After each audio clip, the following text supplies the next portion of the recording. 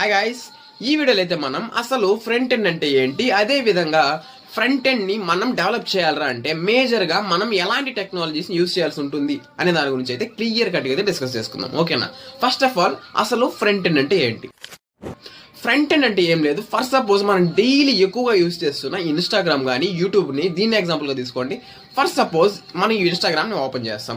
First మనకి ఏం కనిపిస్తుంది? ఇన్స్టా ఫీడ్ కనబడుతుంది. నెక్స్ట్ సర్చ్లోకి వెళ్ళినట్లయితే అక్కడ సర్చ్ ఫీడ్ అనేది కనబడుతుంది. నెక్స్ట్ ఈ పక్ సెక్షన్ అంటే ఏముంటుంది? చార్ట్ సెక్షన్ ఉంటుంది. ఆ విధంగా నెక్స్ట్ ఆడియో కాల్స్, నెక్స్ట్ ఈ విధంగా డిఫరెంట్ టైప్స్ ఆఫ్ సెక్షన్స్కి వెళ్ళే కొద్దీ మనకి డిఫరెంట్ టైప్స్ ఆఫ్ ఇంటర్ఫేసెస్ కనబడుతూనే ఉంటాయి.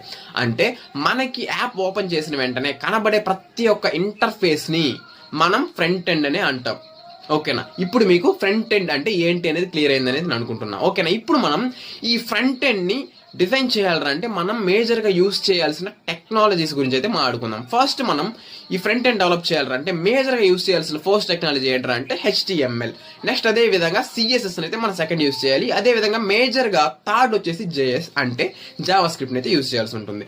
మేజర్గా ఫ్రంట్ ఎండ్ డెవలపర్స్ దీన్ని యూస్ చేసుకుని మాత్రమే మేజర్గా ఫ్రంట్ ఎండ్ అనేది డిజైన్ చేస్తూ ఉంటారు. ఓకేనా? ఇప్పుడు మీకు ఫ్రంట్ ఎండ్ అంటే ఏంటి, అదే విధంగా ఫ్రంట్ ఎండ్ని ఏ టెక్నాలజీస్ యూస్ చేసుకుని డిజైన్ చేస్తారు అనే దాని మీద మీకు ఒక క్లియర్ కట్ అండర్స్టాండింగ్ అనేది వచ్చిందని నేను అనుకుంటున్నా. ఓకే.